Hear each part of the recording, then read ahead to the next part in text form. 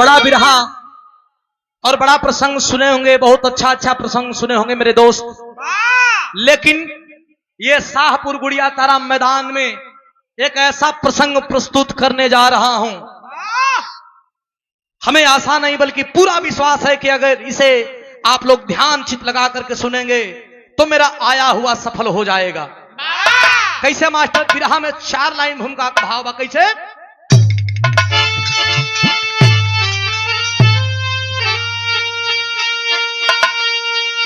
तो सैन और सैन सज गई चतुरणी जंगल और जब लगी दाव पर हस्तिनापुर की हस्ती अरे सो गए पारिसैया भीषण अरे डूबने थी लगी भंवर पीछे कश्ती गुरु दौड़ का है बधन हो गया अरे सेनापति कण बना कौरवों का चिंता भरी दिल में केसों के भारी हुए मगन हर्ष बढ़ा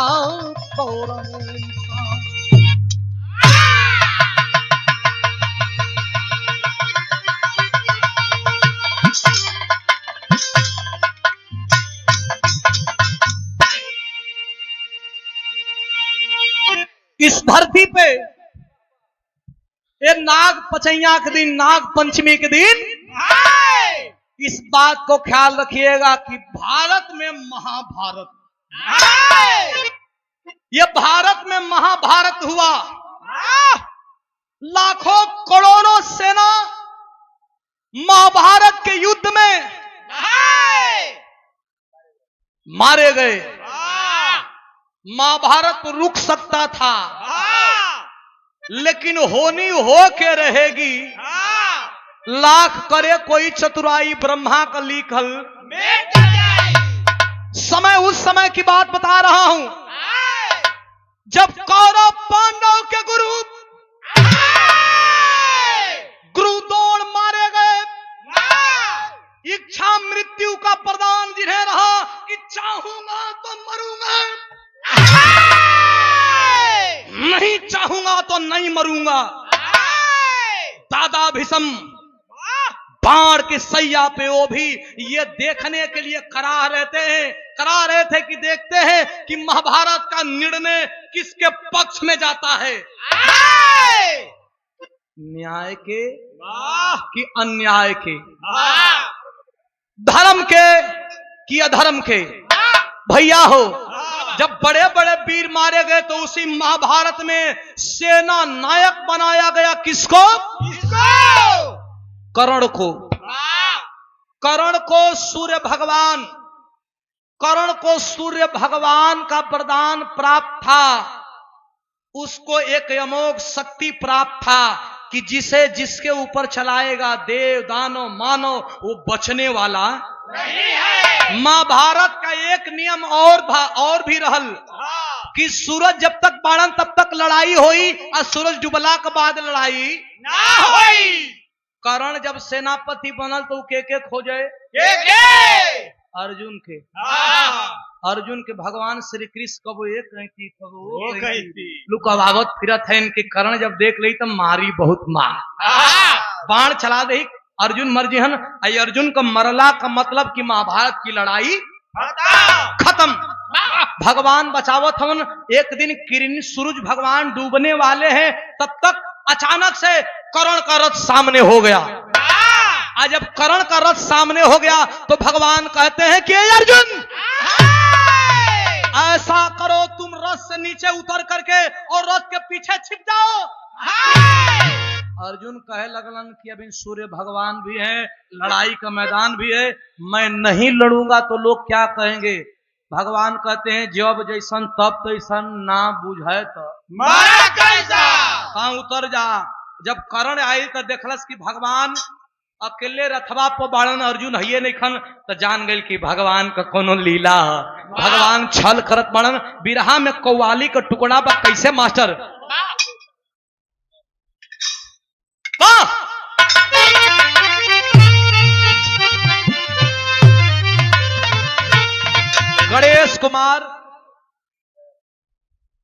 गणेश कुमार जी के द्वारा पुरस्कार देवल गइल बा। कोट कोट प्रणाम, धन्यवाद, प्रणाम। कैसे मास्टर?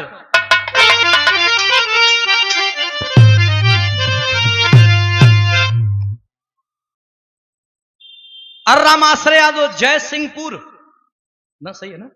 पुरस्कार दिले बनी पूज्य हमारे आदरणीय चाचा जी के द्वारा, सम्मान, बहुत बहुत धन्यवाद। कैसे मास्टर?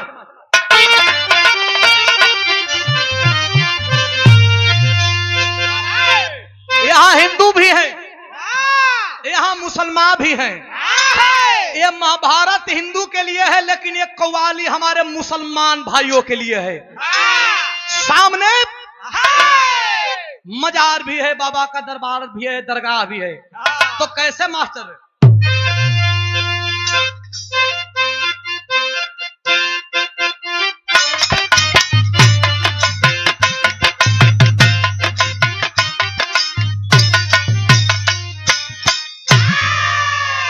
कोई फरियादी मुसलमान, नवाजी मुसलमान कहता है, अरे लेते ही नाम। एक सेकेंड पूज्य बाबूजी, हाँ एक सेकेंड खाली, गाय नहीं गाय को बोलिया आज ये मास्टर।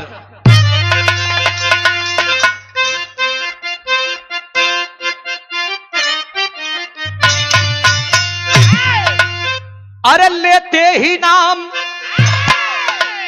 नवाजी मुसलमान कहते हैं, लेते ही नाम ख्वाजा का तूफान हट गया। लेते ही नाम ख्वाजा का,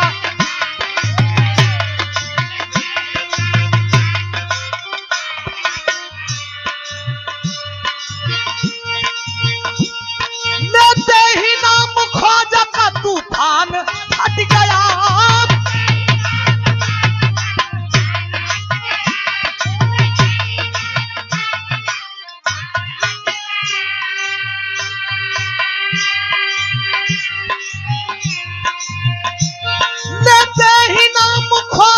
तूफान हट गया, कश्ती में मेरे आके समंदर सिमट गया। ये तो ख्वाजा का करम है, मेरे ख्वाजा का करम है। ये तो ख्वाजा का करम है, मेरे ख्वाजा का करम है। ये तो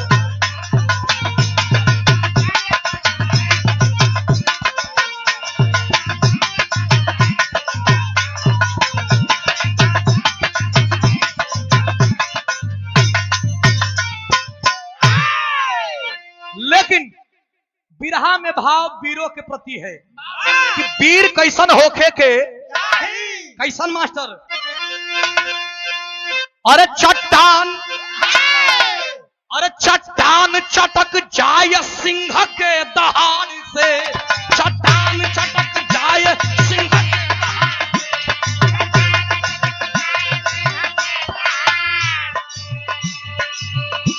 चट्टान चटक जाए सिंह के दहाड़ से। चट्टान चटक जाए सिंह के दहाड़ से।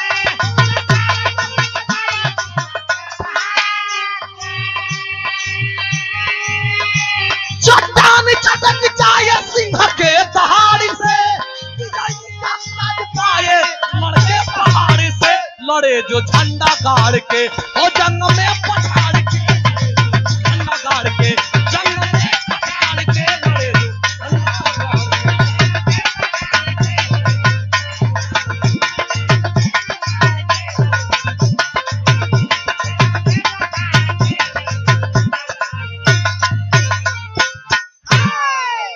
और पुरस्कार इस भाव पे लिखो भैया। एडवोकेट अर्जुन को घेराबंदी किया, भगवान मना कर दिए।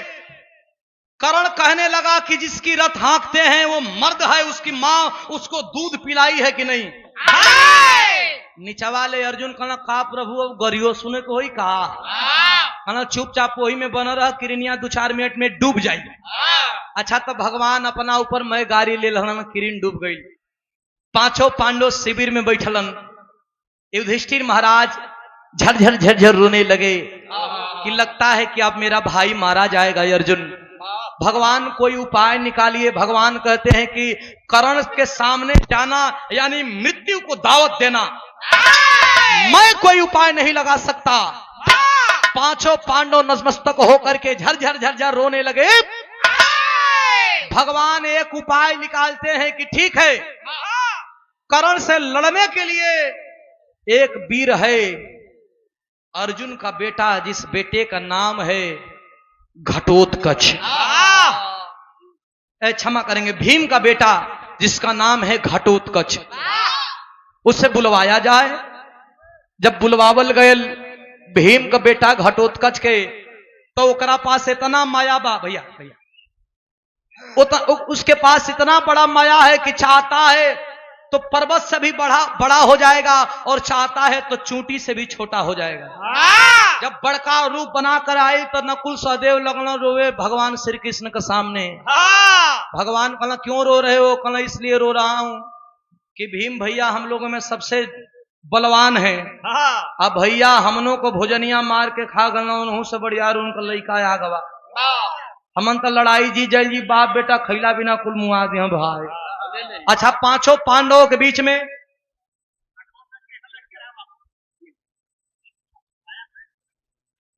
नहीं भीम जी का लड़का ए भैया छेदीलाल सरोज संसरियापुर के ऐतिहासिक धरती से पूज्य गार्जीवन जी के द्वारा 100 रुपया पुरस्कार, क्षणों में कोट कोट प्रणाम, धन्यवाद बा आशीर्वाद की कामना ता जिंदगी रहेगी। भैया घटोत्कच जब भ्रमण करने लगा सबसे मिला लिया।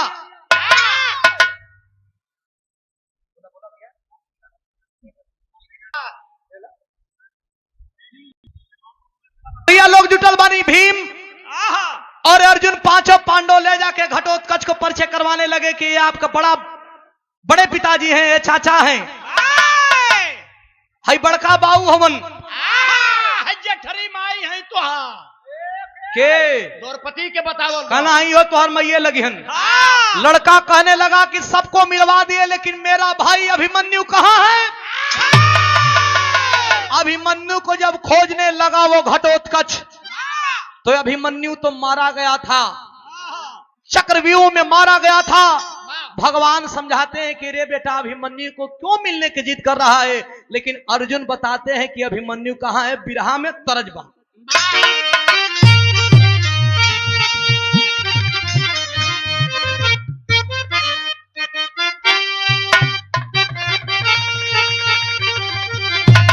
जेकर जहां रीत उ गीत गवा। हमरे रामदेव गुरु जी कैसे गावे? अरे नदिया किनारे मोर बोले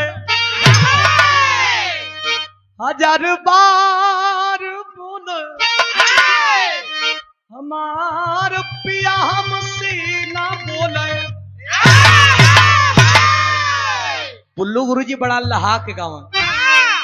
बुल्लू गुरु जी कहा कि सांवरिया,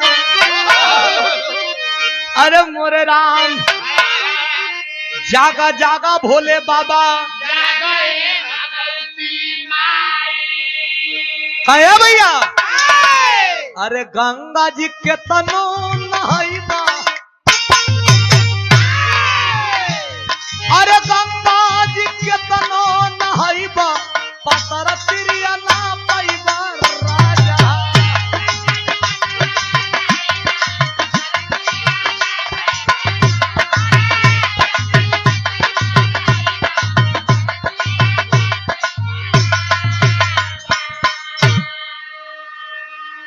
कभी कभी यूट्यूबवा पर सुने के मिला था लाल जी लहरी गुरु जी के कैसे गावे? नेबुलाया नारन न सब पाती, अरे नेबुलाया नारन न सब पाती, बलम बादमासी में फंसी गया।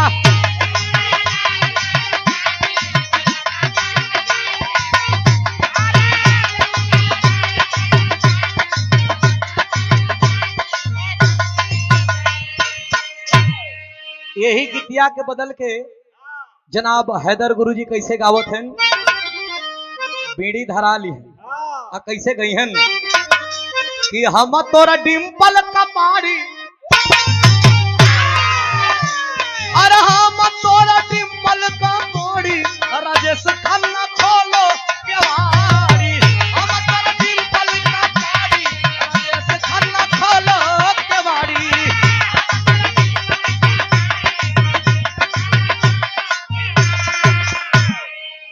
लेकिन यही गीतिया के हमारे गुरुजी विजयलाल यादव जी कैसे गावत हैं कि भैंस सुअर हर जाई, अरे भैंस सुअर हर जाई, भूमि जतन वतन मोटाई।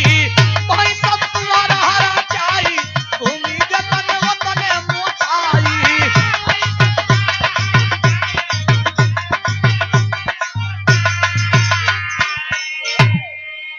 अनिल यादव भावी प्रधान से मरली मुदैया, अरे धोखावा से मरली मुदैया, अभिमन भैया बेटा अभिमन्यु तो मारा गया। क्या कहते हैं बोले घटती कछी सयारा चुन बिना खा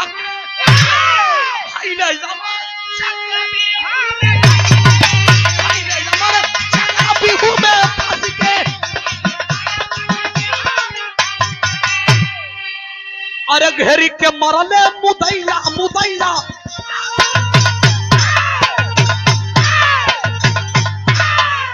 अरे घेरी के मरले मुदैया, अभिमन भैया के तोहरो।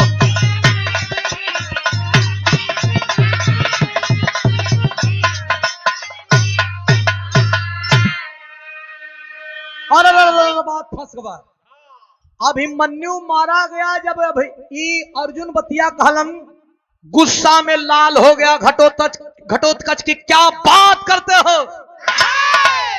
अरे तना बाजू में जब जोर रहल हमारे बाप के भीम के, ये तना बाजू में जोर रहते हुए भी अभिमन्यु मारल गई।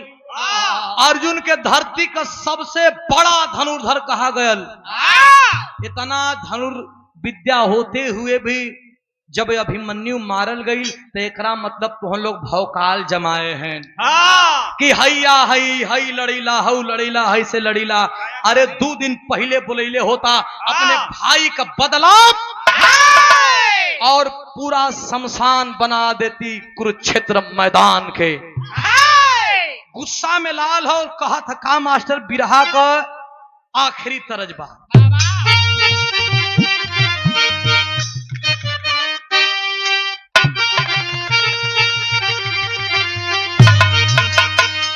हमारे उस्ताद स्वर्गीय रामदेव गुरु जी गावे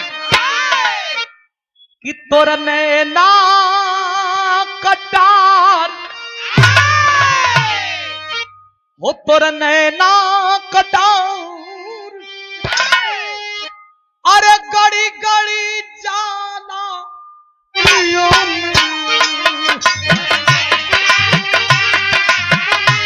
गड़ी जाना।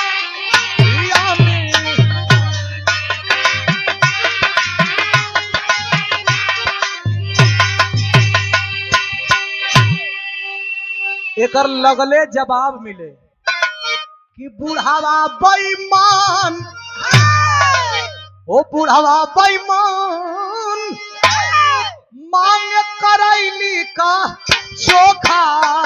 बुढ़ावा बेईमान,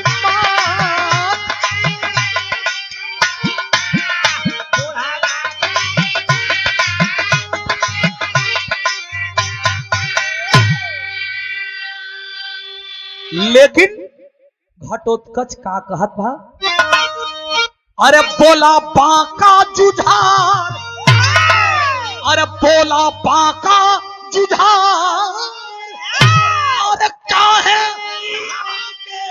बोलैला।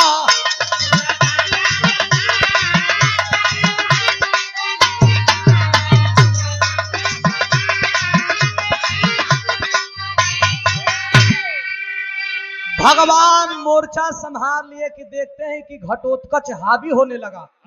भगवान कहते हैं कि ये घटोत्कच, जिसको जहां जब बुलावा आता है उसको जाना होता है। इस धरती पे किसी को रुकने का अधिकार नहीं है और अभिमन्यु का समय पूरा हो गया था। तुम जिस लिए आए हो उस काम को अंजाम दो। ये घटोत्कच तुम किस लिए आए हो?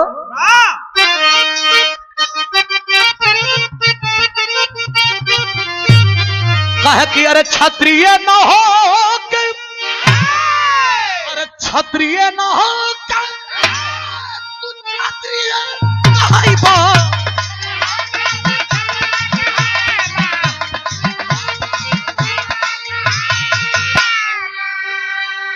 अरे जब तू समरिया में, जब तू समरिया में अरे बिरला देखैबा।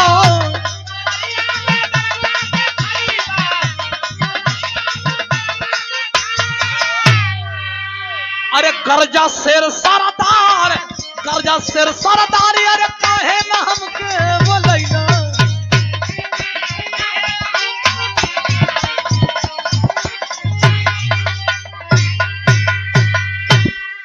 भगवान लगला कहे कि जाके अपन काम करा, जो लड़े आइल हो तो लड़ा, यहाँ पलिंजर मत पड़ा। भगवान की बात मान करके कुरुक्षेत्र के मैदान में जब घटोत्कच भीम का बेटा जाता है विकराल रूप बना करके मेरे बाबूजी, तो वहां का दृश्य देख करके कवि को लिखना पड़ा। तेरी का भाव है मास्टर।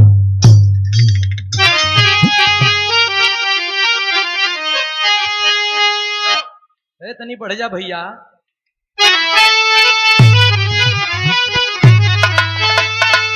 अरे नासों की रण में ढेरी मच गई,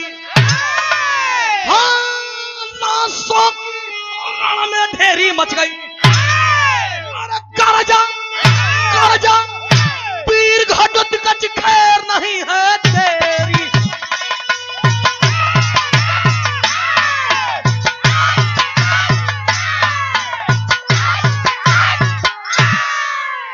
ये तनी हाहाकार मचा दहलस घटोत्कच कि वही दुर्योधन आके लगलन कहे कर्ण से कि भैया का करत हिया।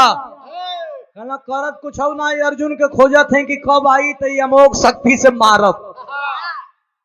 दुर्योधन कहने लगा कि अर्जुन नहीं आएगा, भीम का बेटा लड़ने आया है और लगता है कि आज तो पूरी सेना को खत्म कर देगा। आहा बाबूजी, इतने में बौखला गया कर्ण, लगा भरने। दुर्योधन कहता है कि अरे मित्र, ये बाण जल्दी इस घटोत्कच पे चलाओ, नहीं चलाओगे तो हम भी मारे जाएंगे, ये पूरी सेना मारी जाएगी। ये बाण लेकर के क्या झुनझुना बजाओगे? और नहीं चलाओगे तो मुझे तो शंका हो रहा है कि तुम भी कहीं पांचों पांडवों से मिले तो नहीं न हो। दुनिया में सबसे बड़ा कलंक का टीका लांछन होला। अगर केहू चोरी नहीं किए बा, केहू कह दे कि तू चोर हुआ, तो जब तक सत्यता साबित न हो जाए तब तक ओकरे मन में आदमी का निगाह रहे कि यह चोरवा है, यह चोरवा है। अगर जब तक ये प्रमाण नहीं हो जाता, दुर्योधन कर्ण को कहने लगा कि तुम बाण लेकर के बाण चला नहीं रहे हो, इसका मतलब तुम पांचों पांडवों से मिले हुए हो। कर्ण के आंखों में आंसू आ गया कि मैं तेरे लिए क्या नहीं किया मित्र। इतना करने के बाद ये कलंक का टीका दिए हो, तो लो इस बाण को भी मैं भीम का बेटा घटोत्कच के ऊपर चलाता हूं। घटोत्कच तो मर जाएगा, लेकिन जब तक अर्जुन जीवित है तुम लड़ाई नहीं जीत सकते। घमंड में चूर दुर्योधन कहता है कि तू पहले मारा अर्जुन के तो हम गदाओं से मार दे।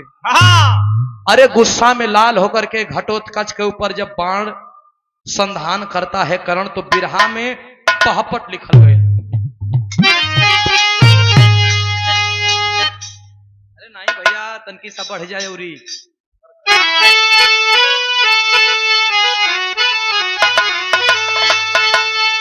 अरे विवश हुआ, अरे विवश हुआ दानवीर बलवानमा बलवा सनखल। अरे कटिक नाचे धरती पर बलवा बलवा बरसैला।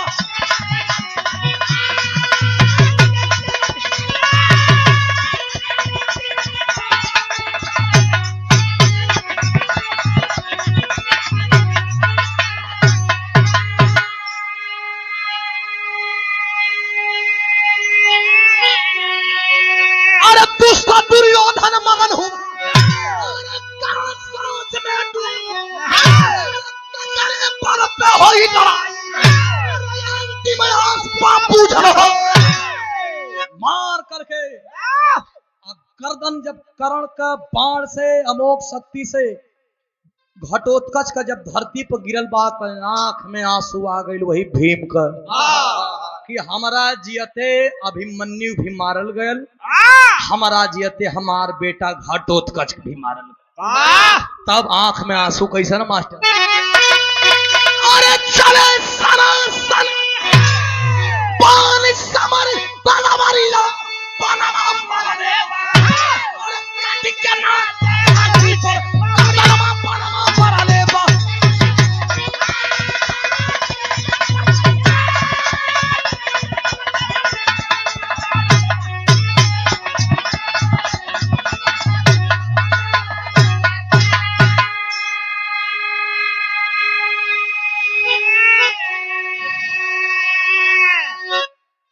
डोला तुम लोग चारों लोग ना ये वीर सह मजाक ना यहाँ करेजा दुहा जैला ए भैया इतना भैया लोग बड़ा जब मरले बाण अभिमन्यु के मरल घटोत्कच का मरल भगवान श्री कृष्ण कहना तुहन का लड़े लड़े भैया तुहन का लड़े मैं खानदान मर जाई तब तुहन लड़बा कहा। कल की लड़ाई कर्ण की और अर्जुन की आखिरी लड़ाई होगी। क्या कहते हैं बिरहा में आल्हा लगल बा लेकिन आल्हा महोबिया आल्हा खानपुर बेलहरी आल्हा कैसे कैसे मास्टर?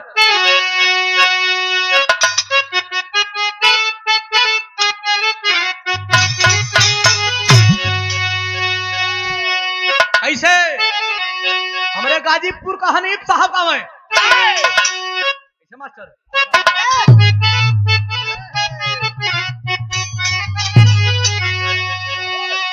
अरे कि धीरज बन्हावे धीरज बन्हावे कृष्ण पांचों पांडवन के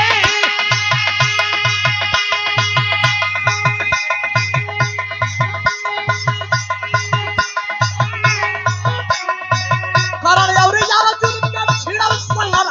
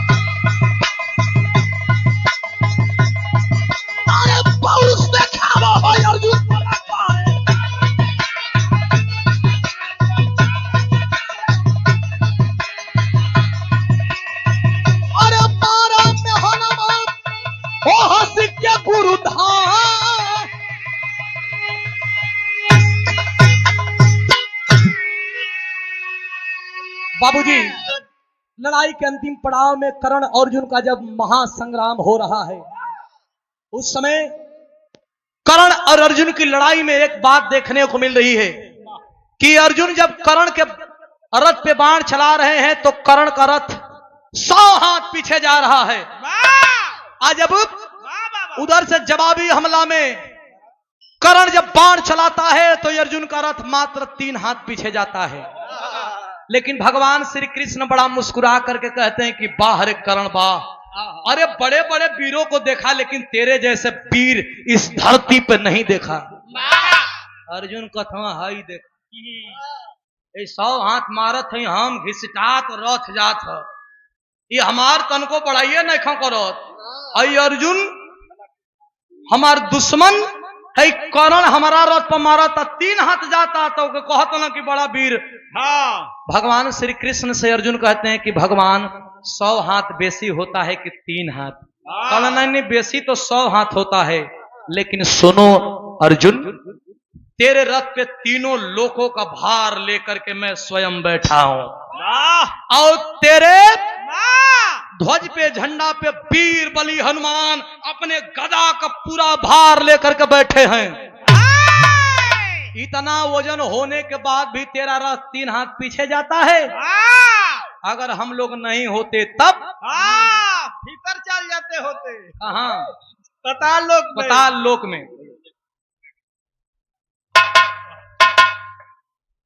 हमारे बड़का भैया, ए भैया बस हो गए बढ़िया मालिक, बढ़िया मालिक।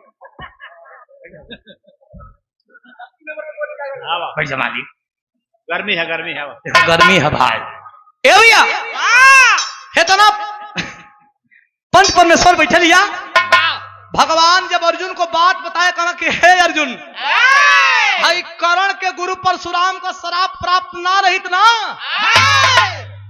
कर्ण को गुरु परशुराम का श्राप मिला है कि जब विपदा पड़ेगी तुम्हारी बुद्धि भ्रष्ट हो जाएगी। भयालु है। कर्ण का रथवा एगो तनकी सा गढ़ा रहा, वही का रथवा कर्ण का पहियावा जाके वही में फंस गई। कर्ण तीर धनुष उतार के ध के आ रथवा का पहियावा के कंधा को जोर से लगना उठावे। श्राप देखिए कितना बड़ा होता है। पढ़े लिखे लोग बैठे हैं, बड़े बुजुर्ग हमारे पिता तुल्य अभिभावक बैठे हैं। मैं तो आप लोगों का दास हूं, आप लोगों का नौकर हूं, आप लोगों का बेटा हूं। आप लोग मालिक हैं, आप लोग बड़े हैं, आप लोग भगवान हैं। मैं तो क्या गाता हूं नहीं गाता हूं मुझे पता भी नहीं चलता है। आप लोग गवाते हैं, आप लोग श्रेष्ठ हैं, मुझे गाने का भी सहूर नहीं है। लेकिन मैं बताऊं कि बताया गया कि कर्ण का रथ का पहिया इतना मात्र धंसा था, लेकिन श्राप कर्ण जब अपने रथ को पहिया को हिला रहा था तो उस रथ के पहिया के साथ साथ पूरी धरती हिल रही थी, आकाश हिल रहा था, धरती डगमगा रही थी। लेकिन श्राप के कारण इतना रथ का पहिया हिल नहीं रहा था। भगवान कहने लगे अर्जुन को कि पार्थ देख रहा है एक कर्ण निहत्था है, यही मौका है बाण चला दे। अर्जुन कहते हैं कि मैं निहत्थे पे बाण नहीं चलाता। गुस्से में लाल होकर के भगवान श्री कृष्ण कहते हैं कि क्या बात करते हो पार्थ, तेरा बेटा जब चक्रव्यूह में मारा गया वो भी तो निहत्था था। अब तेरा बेटा को मारने वाला एक दुश्मन ये कर्ण भी था।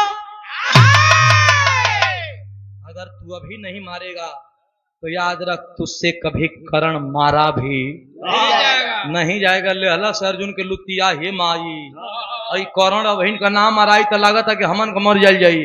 ये बढ़िया मौका बा, मार देवल जा। भगवान श्री कृष्ण का बात मान के कहना काम मास्टर बिरहा का खड़ी अंतिम भाव।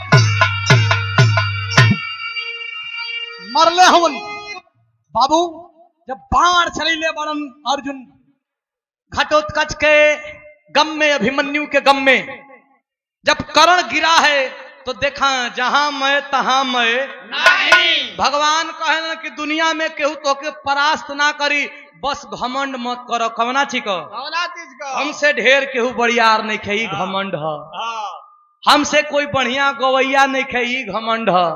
हमसे कोई बड़ लड़वैया नहीं खे, घमंड है। घमंड का है हाँ, कि ये इस काम को मैं कर सकता हूं ये तो ठीक है, लेकिन इस काम को मैं ही कर सकता हूं ये गलत है। हाँ, भगवान कहलन कि अर्जुन कैसन बहिया फैलावत हुआ। कहलन नहीं हमार बहिया तो ऐसा ही फैलल रहेले। हाँ, कहलन नहीं फैलल ना रहेले, तोरा ई घमंड हुई कि कर्ण के मार दहनी तक कर्ण अधमरू बा तब तो से बड़ी यार बा। वाह, अब देखो गुस्सा जबान पागल कहलो हाँ हमारी तरफ से तो तू कबो बतिया ना करेला, खाली कर्ण कैसे बड़ी यार है। कल ये 1 मिनट लागी, 1 मिनट लागी। 1 मिनट में का करब, भगवान श्री कृष्ण अपने ब्राह्मण को रूप बनैलन और अर्जुन के भी ब्राह्मण को रूप जल्दी जल्दी बना दहलन। कहला चल कर्ण से तनकी साथ दूगो बात बतिया ले जा। कहला चला हम जरा थोड़े ही कर्ण से। आज जब गई ना कर्ण कहन तो कर्ण कराह रहा है पानी पानी पानी, प्यासा कर्ण पानी मांग रहा है बाबूजी। जा करके भगवान कहते हैं कि कर्ण सुना है बहुत बड़ा तू दानी है, मैं तेरे दरवाजे पे तो नहीं लेकिन तेरे आया हूं दान लेने के लिए। कर्ण कहता है कि मैं मरने वाला हूं, मैं क्या दान दे सकता हूं। कर्ण के बात को सुन करके भगवान श्री कृष्ण हंसने लगे, ब्राह्मण रूप में है। कहते हैं कि तू दान दे सकता है, तू दान देना नहीं चाहता। कर्ण की बात, भगवान की बात जब कर्ण सुना तो गुस्सा में हो गया। कहता है कि अरे तुच्छ ब्राह्मण, जो कर्ण अपना कवच और कुंडल दान कर दिया, तेरे जैसे ब्राह्मण को दान नहीं दे सकता। भगवान परीक्षा लेने गए, कहते तब तू देता क्यों नहीं। भगवान की बात को सुन करके कहता है अरे ब्राह्मण मेरे पास क्या है देने के लिए। भगवान की बात सुन करके कर्ण कहता है कि मेरे पास क्या है देने के लिए। भगवान कहते हैं कि तेरे पास एक सोने का दांत है देने के लिए। कर्ण को याद आया, हाँ एक सोने का दांत है।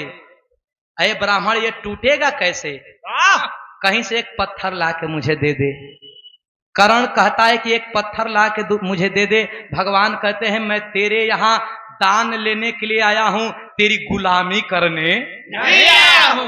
मैं तुम्हारे लिए पत्थर लाऊंगा, तू दांत तोड़ेगा मुझे देगा, तो ये गुलामी मुझे मंजूर नहीं है। तू दान दे या ना दे। भगवान की बात सुनकर के उसे क्या पता, वो सोच रहा है कि ब्राह्मण है। बाहर कर्ण बा रेंगते रेंगते केहुनी के बल से, ठेगुने के बल से एक पत्थर लाता है बाबूजी। घायल कर्ण इस दांत को एक पत्थर से तोड़ करके पूरा मुंह खूनों से भर जाता है और उसी दांत, सोने की दांत को निकाल करके उस ब्राह्मण को कहता है लो ब्राह्मण। भगवान हंसने लगे, कहते हैं कि क्या रे कर्ण, तुझे कोई नहीं बताया कि किसी भी ब्राह्मण को झूठा दान नहीं दिया जाता है। अब तो रोने लगा कर्ण, मैं मर जाऊंगा, क्या मांग रहे हो। कहता है कर्ण कि मेरी तीर धनुष कहीं पड़ी होगी, ला करके मुझे दे दो। कर्ण की बात सुन करके भगवान फिर हंसने लगे कि मैं तेरी गुलामी नहीं करूंगा, या दान मिले या न मिले मैं तेरी गुलामी नहीं करूंगा। कर्ण फिर रेंगते रेंगते जाता है। अरे दान तो राजा हरिश्चंद्र भी देते थे, लेकिन दानी के साथ साथ वीर इस धरती पे मात्र कर्ण के आगे लगा। दान वीर कर्ण। कर्ण अपना तीर धनुष लाया, एक हाथ काम नहीं कर रहा है मेरे बाबूजी। प्रतंचा चढ़ा के धरती में छेद कर दिया, पानी का भप्पारा निकला। दांत को धो करके जो वही भगवान को देना चाहता है, भगवान नारायणी अवतार में आते हैं। कहते हैं मांग ले कर्ण, तेरी भक्ति से मैं प्रसन्न हूं। कर्ण जब देखा कि स्वयं नारायण हैं तो हंसने लगा, कहा कि तू आई हमसे परीक्षा ले रहा तो सुना का देबो। कहना जो तू चाहेगा मैं दूंगा। कर्ण रोने लगा, मर रहा हूं, मुझे चाहिए जानते हैं क्या। मेरा जब जन्म हुआ तो मेरी माँ कुंवारी थी, माई कुंवार रहल तबे हमार जन्म हो गई। लोग गरियावत रहना, गाड़ी दे के बोलत रहना कि पता नहीं केकर कुल खानदान का। ये भगवान जियत जी सम्मान नहीं पैली, लेकिन मरत समय हमार लाश के ऐसा जगह दफनैहा जलैहा, ऐसा जगह जलैहा कि जहां आज तक ले केहू जरल मरल ना होते। भगवान तथास्तु कह दिए। जब कर्ण मर गया तो लाश को लेके खोजने लगे, कहीं धरती पे कुंवार जगह ही नहीं थे। भगवान बड़ा चिंता में पड़ गए। इसी गुजरात के ताप्ती नदी के किनारे आते हैं, वहां जमीन मिला सुई के नोक भर। भगवान सोचे लगन कि मर्दे करण कितना बड़ बा, जमीनिया इतनी बिया, उतनी एकर शरीरिया तो पवित्र रह जाई, बाकी तो अपवित्र न रही। भगवान लीलाधर लीला किए, एक सुई मंगवाए और सुई को उसी जमीन में धंसवा दिए। सुई के ऊपर अपना हथेली को रख दिए, हथेली के ऊपर चिता सजवा दिए और चिता के ऊपर कर्ण की लाश को रख करके जला दिए। जला करके उस कर्ण को दिया हुआ वरदान पूरा कर दिए। बोलिए वृंदावन बिहारी लाल की। दिया हुआ वरदान पूरा किए। तो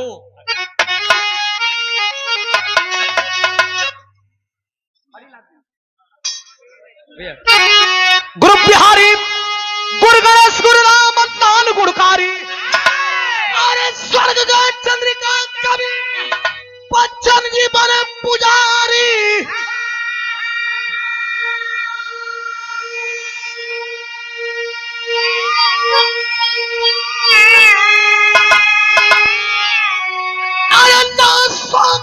में ढेरी मच गई तो सुधीर विजय लाल तू करो ढेरी में ढेरी मच गई।